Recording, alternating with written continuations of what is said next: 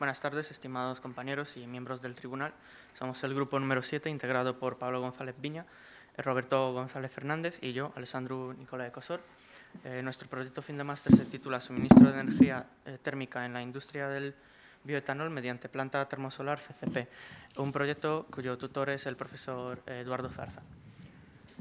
Dada la extensión de nuestro índice, vamos a proceder a desarrollar cada uno de sus apartados sin mayores dilaciones. Así pues, el objeto de nuestro trabajo ha sido la sustitución parcial del consumo de gas natural en la generación de vapor para la producción de bioetanol y motivada por cuestiones de carácter medioambiental, económicas y de diversificación de las renovables, dado que con la suspensión temporal del Real Decreto 661/2007 se suspende temporalmente la generación de energía eléctrica de manera primada y el resultado de nuestro esfuerzo ha sido el diseño de la instalación y la evaluación económica de la misma. Puesto que la industria a la que abastecemos de nuestro servicio es la del bioetanol, vamos a dar unas breves pinceladas acerca de la misma. El bioetanol es un combustible obtenido mediante procesos bioquímicos a partir de materias primas agrícolas, principalmente cereales, tubérculos y plantas azucaradas. Como se puede observar, en el año 2010, de las 1.425 kilotep de biocombustibles consumidas en España, tan solamente un 17% se correspondería al bioetanol. No obstante, para la consecución de los objetivos fijados en el compromiso 20-20-20 para el año 2020 es necesaria una mayor implementación de esta tecnología tanto a nivel europeo como del mercado español, por lo cual hay todavía suficiente cuota de mercado que garantice la viabilidad de una planta de estas características.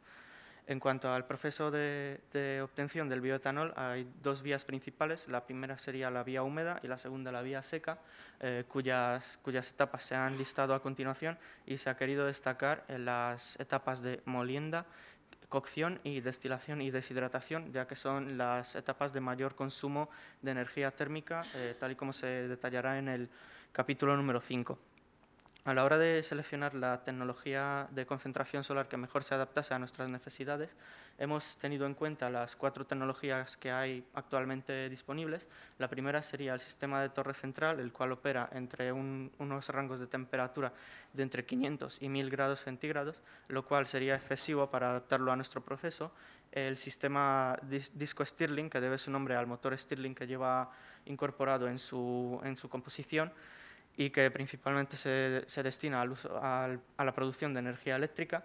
El sistema Fresnel lineal, el cual concentra la radiación solar sobre un tubo absorbedor lineal y que, dada su escasa implementación en el mercado, hay pocas plantas que hayan demostrado el funcionamiento de la misma, no nos ofrecía la suficiente seguridad como para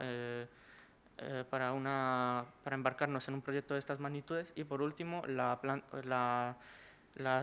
tecnología de captador cilindro parabólico, que debido a la madurez comercial de la que goza y el rango de temperaturas en el que opera, que está comprendido entre los 150 y los 390 grados Celsius, lo cual es cercano a la temperatura necesaria en el proceso de producción del bioetanol, nos parecía la tecnología que mejor se adaptaba a nuestros propósitos.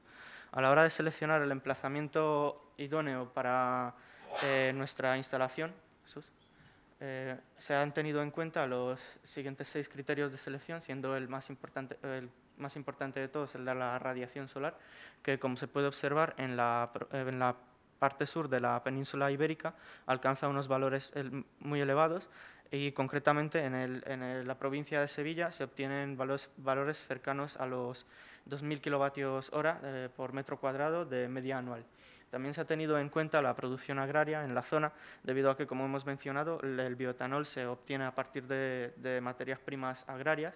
Podemos observar que en la provincia de Sevilla los 2 cultivos mayoritarios son los cultivos de regadío, representados en color verde, y los cultivos de secano, representados en color marrón. No obstante, este requisito no es excluyente, de acuerdo a lo que mencionáramos en el apartado 4, puesto que el proceso de obtención de bioetanol también precisa de la existencia de agua cerca. hemos mirado que existiese dicho recurso y podemos observar que Sevilla se encuentra dentro de la cuenca hidrográfica del Bajo Guadalquivir, el cuarto del Bajo Guadalquivir, río que además atraviesa la ciudad, el municipio sevillano, de norte a sur.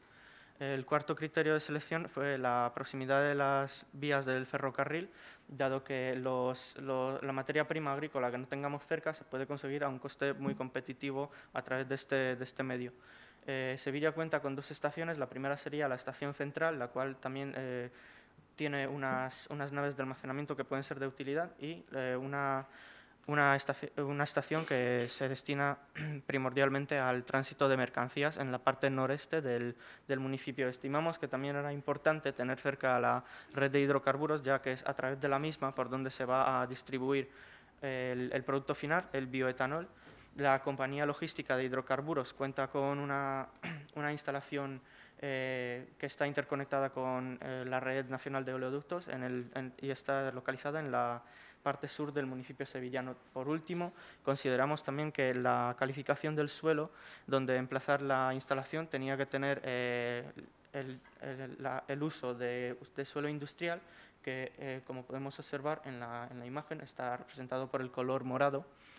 Por todo ello, parece ser que el emplazamiento óptimo para las 2 instalaciones del campo solar y la planta de bioetanol sería en la parte norte del municipio sevillano, abarcando las cuatro parcelas que se observan en la imagen.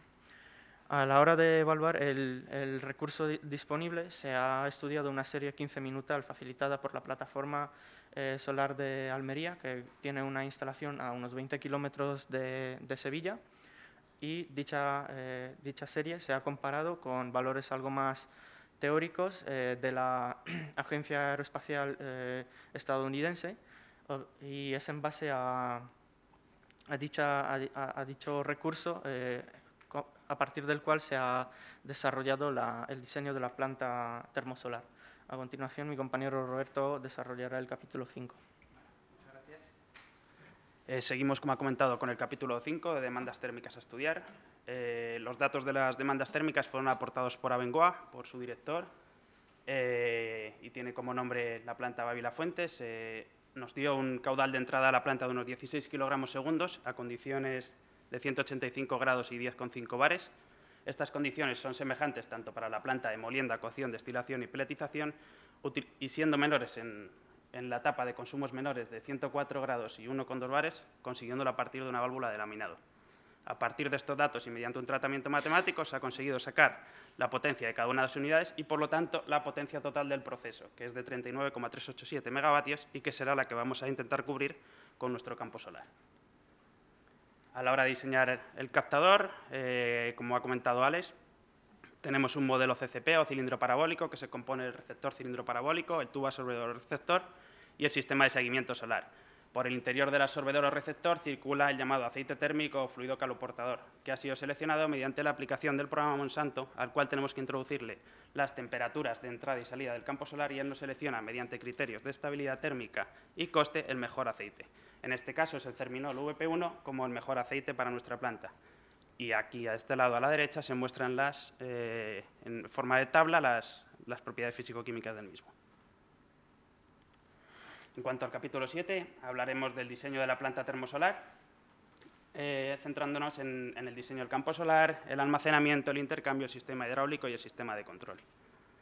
En cuanto al diseño del campo solar, se muestra un gran esquema de todos los cálculos que hemos hecho para conseguirlo, y se muestra también a ir apareciendo la mejor simulación de cálculo. Empezamos fijando una temperatura de entrada de 2,95, una temperatura de salida de 3,90 y un Reynolds de 4 por 10 elevado a 5, a partir del cual seremos capaces de calcular las propiedades del fluido en cuanto a C sub P, viscosidad y densidad se refiere. Gracias a ello se comprueba la velocidad y el flujo másico del fluido. Como vemos, hay un flujo másico de 3,7 kilogramos segundo y comprobamos que está entre unos límites establecidos, con lo cual podemos continuar con la iteración. Gracias a esto se calculan las pérdidas del colector al fluido, el incremento de entalpía y la temperatura de salida. La temperatura de salida será comprobada con la media de la temperatura entre la entrada y salida, y conseguimos el incremento de temperatura dentro de un captador. Esta es de 48 grados. Gracias a esta temperatura podemos calcular el número de captadores, que es de 1,951. Recalculando con este dato, conseguimos obtener un Reynolds muy aproximado al de partida y, por lo tanto, se da por válida la iteración. Sin embargo, si diseñásemos nuestro campo con 2 captadores por fila, quedaría un campo demasiado rectangular, con lo cual se pasa a la configuración de 4 captadores por fila, obteniendo un campo más cuadriculado, mucho más heterogéneo y que no afecta de manera significativa a las pérdidas de carga, algo que veremos a continuación. Gracias a estos 4 captadores por fila, obtenemos la potencia útil de una fila y, por lo tanto, comparándola con la potencia inicial, conseguimos el número de filas en paralelo. Para calcular el número de filas paralelos finales, recurrimos a una serie de rendimientos. Tenemos rendimientos del 0,98 en la zona de generación de vapor, de 0,93 en la zona de intercambio aceites-sales fundidas y el almacenamiento de las propias sales fundidas, y del 0,98 en cuestión de pérdidas menores, como puede ser la condensación. De esta manera nos salen 52 filas en paralelo, que es el diseño final que se ha cogido. A la hora de hablar de la cobertura anual de nuestra planta, la analizamos mes a mes. Como se puede ver, la cobertura en enero y febrero es bastante baja, el 16 y 30%, y sin embargo, llegando a los meses de verano, se consiguen coberturas del 100% de la planta, y en agosto quedándonos con un 95%. En noviembre y diciembre se vuelve a dar la misma tendencia, algo que podemos ver más fácilmente en esta tabla, esta especie de campana. Como comento, meses de enero y febrero, noviembre y diciembre bastante bajos, y unos meses centrales del año con una cobertura total del 100%. Esto nos hace que tengamos una cobertura anual media del 57,86%, y este dato es el más significativo de nuestra planta, ya que esto indica cuál va a ser el ahorro de gas que vamos a tener montando esta instalación. Bueno, vamos a utilizar un almacenamiento. ¿Y por qué es necesario? Porque se nos pide como criterio que seamos capaces de funcionar las 24 horas del día, que es como funciona actualmente una planta de bioetanol. De esta manera se almacenará la energía sobrante en exceso en tanques de almacenamiento de sales fundidas y nos servirá para introducirla al sistema cuando, en esa zona roja que se marca, cuando la radiación nos encontremos en zonas nocturnas o la radiación sea de baja calidad. Se puede ver, esta es una gráfica diaria, esta es una gráfica del año entero, y se puede ver cómo la energía del proceso es lineal, varía un poco por el número de días de cada mes, y la energía solar y almacenamiento, como comento, con el pico de verano es donde mayor tenemos energía y, por lo tanto, el mayor es nuestro almacenamiento. Para calcular el almacenamiento se realiza la integral bajo el área de la curva en esa curva de energía, y tenemos un total de 12.098 toneladas de sales que van a ser almacenadas en recipientes cilíndricos, que son los más empleados en la industria CCP. Se modelizan mediante las ecuaciones de cálculo que se muestran y se obtienen los resultados que vemos en la tabla. En cuanto a volumen, radio y altura, tanto de las sales calientes, tanque de sales calientes fría, y el tanque de sales calientes, eso. A partir del otro punto es el diseño de intercambio, donde tenemos 2 zonas bien diferenciadas. La zona de generación de vapor.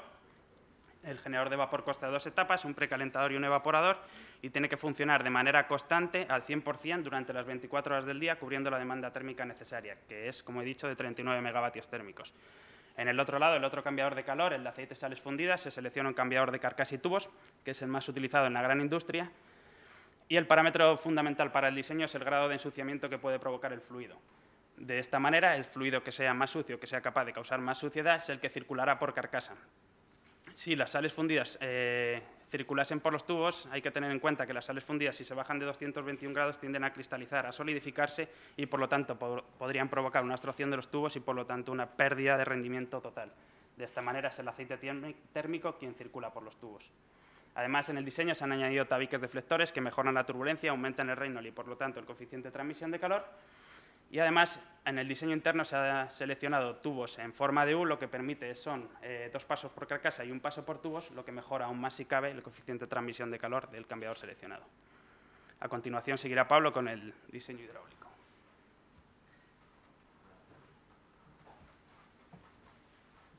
Con respecto al circuito hidráulico, es el encargado de hacer circular el fluido caloportador a través de los captadores y de llevarlo de nuevo al generador de vapor, donde cede su energía. Está compuesto por tuberías, por el sistema de bombeo y por el vaso de expansión.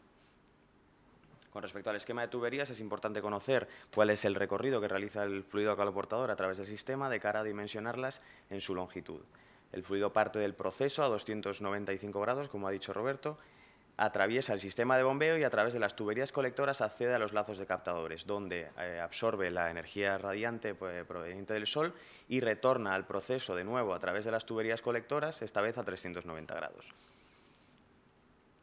Igualmente, para el diseño de tuberías, una vez conocidos las longitudes de los diferentes tramos, es importante conocer cuáles van a ser los diámetros que vamos a introducir. El flujo másico dentro de los lazos de captadores es el mismo, es constante y, por lo tanto, el diámetro igualmente será constante. Sin embargo, en las de las tuberías colectoras, al ser el flujo másico variable, será igualmente variable y se irá haciendo más pequeño según nos acercamos a los lazos más alejados del proceso. El criterio básico de diseño es que la velocidad se mantenga siempre entre 1 y 3 metros por segundo para evitar que las pérdidas de carga sean excesivamente elevadas. Dichas pérdidas de carga se calculan mediante fórmulas empíricas en las cuales el factor más importante es el coeficiente de rozamiento, que se calcula igualmente con esta fórmula, depende de la rugosidad del material del que esté compuesta y del número de Reynolds. Una vez tenemos ese factor de rozamiento y con la velocidad del fluido y el diámetro podemos calcular las pérdidas en cada uno de los tramos.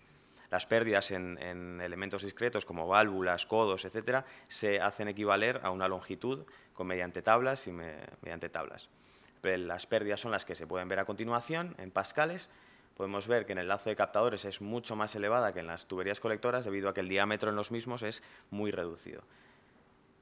Como conclusión, tenemos unas pérdidas totales de casi 900.000 pascales. Se calculan para el lazo de captadores más alejado del proceso, ya que va a ser el que determine la potencia de bombeo. Las bombas se calculan una vez conocidas las pérdidas y conocido el caudal total que va a circular por nuestro circuito y estimando unos rendimientos tanto mecánico como eléctrico de las bombas que vamos a utilizar, podemos estimar la potencia total de bombeo necesaria para nuestro sistema. Sin embargo, es mucho más exacto y mucho más preciso acceder al catálogo de algún fabricante de bombas, en este caso Sterling, y dividiendo el caudal total, que es de 1.800, pasándolo a metros cúbicos hora, 1.800 dividido 3, ya que vamos a instalar 3 bombas, y la pérdida de carga, en este caso, en metros de columna de agua, altura manométrica, podemos acceder al modelo de bomba que nos recomienda en este caso el fabricante.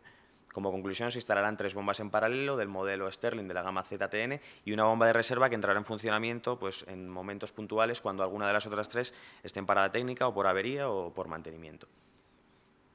Con respecto al vaso de expansión, es el encargado de absorber las variaciones de volumen que va a sufrir el fluido debido a las diferencias de temperatura. Conociendo el volumen total del circuito, la masa de aceite circulante, podemos calcular cuál va a ser el volumen del mismo a 350 grados. No se usa 390, aunque sea la temperatura máxima, ya que nunca va a estar todo el fluido caloportador a 390 grados. Con ello se restan los dos volúmenes, se sobredimensiona un 10% como margen de seguridad y se obtiene un vaso de expansión de 171 metros cúbicos. El sistema de control es el encargado de garantizar una correcta generación de vapor y de garantizar una respuesta rápida y eficaz a las variaciones en el recurso solar. Está compuesto por 3 subsistemas, que son el control del campo solar, el control del sistema de aceites-sales o el sistema de almacenamiento y el control del sistema de generación de vapor. Se definen 3 modos de operación en función de la potencia radiativa que en ese momento esté absorbiendo el campo. Por un lado, cuando el campo de captadores tenga potencia suficiente para alimentar el proceso, este será el recorrido que realizará el fluido caloportador, y en este caso el agua, para alimentar el proceso, y la energía sobrante en las horas centrales del día se almacenará en el tanque caliente de sales fundidas. Evidentemente, como hemos visto antes, necesitamos un sistema de almacenamiento para funcionar 24 horas. En ese sistema de almacenamiento se podrá extraer la energía de las sales fundidas en momentos puntuales, como es la noche o aumentos puntuales de nubosidad, pero, sin embargo, dado que la cobertura total que hemos calculado es del 58% anual, es inevitable que tengamos una caldera de gas de apoyo, que es la que la planta de bioetanol ya tenía previamente, con lo cual no es necesario instalarla, pero entrará en funcionamiento cuando en el 40% de las horas de la planta de bioetanol, cuando la planta termosolar no sea capaz de garantizar la generación de vapor. Con respecto a análisis económico, es importante conocer los costes de inversión a los que vamos a tener que sufragar para la ejecución del proyecto. Se compone por unas diferentes partidas, lo que nos da un subtotal de casi 80 millones de euros. A ese subtotal habrá que añadirle una serie de partidas que van en porcentaje, como son la ingeniería de proyecto, dirección de proyecto, gastos legales e imprevistos, y el IVA, que hasta el momento es del 18%. Con ello tenemos un total de inversión de proyecto ya en mano o EPC de aproximadamente 103 millones de euros. Para realizar el análisis económico es importante conocer el cash flow o flujo de caja del proyecto, que está compuesto por los costes de explotación, que son los costes que tendremos que asumir para el correcto funcionamiento de la planta, como pueden ser el personal, el mantenimiento, el agua, la electricidad, que en este caso son casi 1,4 millones de euros, y los beneficios del proyecto, que en nuestro caso no son beneficios, sino que son ahorros de gas natural de la planta. Con el precio del gas natural actual, que es de 32 euros el megavatio hora, tenemos unos ahorros aproximados de 6 millones de euros. Con ello tenemos un cash flow anual de 4,5 millones de euros. Con ese cash flow podemos ya calcular una serie de índices o parámetros que nos van a indicar la viabilidad o rentabilidad del proyecto, como son el payback o el periodo de retorno, que en nuestro caso es del 18 años, bastante elevado para este tipo de proyectos, un valor actual neto, que es la que se define como la capacidad del proyecto para generar beneficios, con una vida útil que hemos estimado en 25 años y una tasa de descuento del 6%, tenemos un valor actual neto de menos 13 millones que evidentemente desaconseja la ejecución del proyecto. Sin embargo, también es importante calcular la tasa interna de retorno, que es la tasa de descuento para la cual el BANES se hace nulo, que en nuestro caso es el 3,45, muy por debajo del 10-12% que a lo mejor se recomienda para este tipo de proyectos de elevado riesgo. Se ha realizado igualmente un análisis de sensibilidad en el cual hemos variado la inversión, el rendimiento, el incremento del precio del gas natural y el índice del precios al consumo o IPC, y podemos ver que en los escenarios más optimistas no obtenemos una tasa interna de retorno mayor al 6%, con lo cual y sigue estando muy por debajo del 10-12% que se necesita para este tipo de proyectos. Como conclusión, es decir que es posible la sustitución de los consumos de gas natural en plantas como pueden ser procesos industriales, como puede ser la producción de bioetanol, que se pueden alcanzar unas coberturas anuales bastante elevadas, de más de la mitad del consumo anual.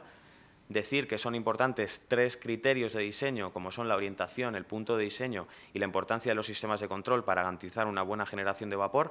Los sistemas de control no suponen una partida elevada dentro de la inversión del proyecto, pero son los que pueden hacer funcionar la planta correctamente o incorrectamente. Y, por último, se ha evidenciado la necesidad de apoyos públicos. Desde un punto de vista meramente económico, se desaconseja, por supuesto, la ejecución de este proyecto, pero pensamos que es importante promover y promocionar líneas de investigación como esta dentro de las energías renovables. Muchas gracias.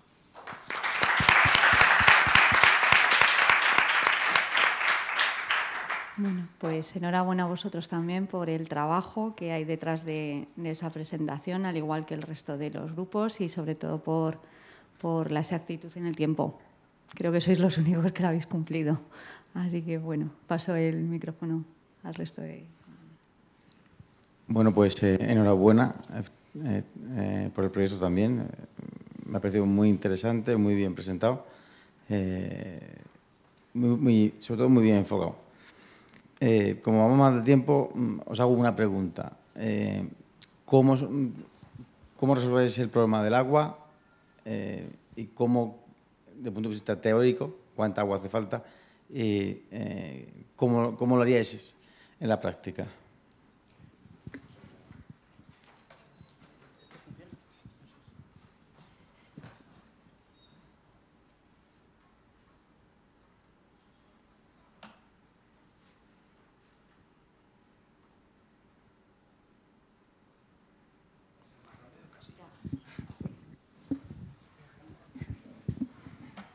Sí, bueno, gracias por la pregunta. Lo primero, puntualizar que nosotros no diseñamos lo que es la planta de producción de bioetanol. No obstante, hemos querido evaluar el recurso disponible en lo que respecta al agua, y nos hemos dirigido a la cuenca hidrográfica del Guadalquivir, en donde aparecen tabulados, no me lo sé de memoria, los caudales que se pueden destinar según los usos, además. Y creo recordar que el Guadalquivir dispone de suficiente capacidad. Además, en la selección del emplazamiento, lo que es las 4 parcelas que hemos seleccionado, discurre el río Guadalquivir a menos de medio kilómetro del emplazamiento, con lo cual pensamos que es viable que el proceso se pueda abastecer del agua que necesite para el consumo. Muy bien, muchas gracias. Enhorabuena. Me parece una presentación muy buena. Lo habéis presentado los tres muy bien, muy tranquilos. Tú eres griego. Rumano. Romano. No se nota absolutamente nada. Llevo aquí mucho tiempo ya. Vale, pero quiero decirte, bueno, tienes una dificultad adicional. Me encanta... Va a sonar mal, ¿no? Pero me encanta que muchas veces los proyectos que se presentan aquí salgan no viables. Me encanta la sinceridad, me encanta la ingeniería, me encanta que el proyecto esté fundamentado. No puedo entrar en aspectos técnicos porque no tengo el conocimiento que puede tener vuestro director de proyecto en ese tipo de cosas, pero me encanta la sinceridad y me encanta que, pues, evidentemente, igual ahora mismo no es el clima más adecuado ni para todo el tema de la termosolar en España, por todo el tema de los soportes económicos, puede ser para otros países, y lo mismo ha pasado con el tema de la fabricación del etanol. Lo único, por hacer una pregunta, me llama un poco la atención: la mayoría de las plantas de etanol y la mayoría de este tipo de centros solían estar colocados en lugares estratégicos logísticamente por todo el tema de la importación de la materia prima que utilizan. Por haceros una pregunta, pero por lo demás me parece que la presentación ha sido perfecta. De logística. Sí, bueno, lo que es la materia prima utilizada para la obtención del bioetanol, como hemos puntualizado, aunque no se encontrase cerca, por ejemplo, la planta de Abengoa en la que nos hemos fijado está en Salamanca, y sí es cierto que todos los cultivos de trigo que están alrededor de la planta se destinan a la producción de bioetanol. No obstante, consideramos que no sería un problema obtener dicha materia prima, ya que pues, bueno, por la red ferroviaria que está cerca de nuestro emplazamiento, obtener a un coste competitivo. Y además también nos comentaron en dicha visita en Abengoa que en los momentos en los que, por las fluctuaciones del mercado del trigo también, en los momentos en los que el precio del trigo estuviese muy alto o los productores estuviesen reticentes a venderlo porque estuviese muy bajo, se puede obtener de Francia, por ejemplo, lo cual, pues bueno, consideramos que no sería un impedimento. Y bueno, y de cara a la cuestión económica que puntualizó, al estudiar la evolución del precio del gas, hemos visto que en los últimos 8 años dicho precio se ha multiplicado por 3 según una tabla, bueno, lo que es el coste de importación del gas, según una tabla de la CNE. Y bueno, siendo una época relativamente tranquila, ¿no? Ello no se excluye que la evolución del precio aumente en la misma proporción en una época futura, lo cual pues haría completamente viable o bastante cercana a la viabilidad lo que es nuestro proyecto. Gracias. Muy bien. Yo también quería felicitaros. Yo creo que es muy importante las aplicaciones de las energías, no solamente a lo que el camino que llevamos a producir energía eléctrica, ¿no? Sino que las necesidades térmicas, sobre todo en temas solares, en CSP, pues es muy útil, y yo creo que hay que tener esa flexibilidad, ¿no? Y esa apertura para poderlo usar en distintas industrias, porque además la senda de los precios energéticos inevitablemente va a ser hacia arriba. Entonces, un país como España debe intentar desarrollar ese tipo de capacidades, ¿no? O sea que me parece muy bien. Y yo creo que habéis hecho un trabajo excelente.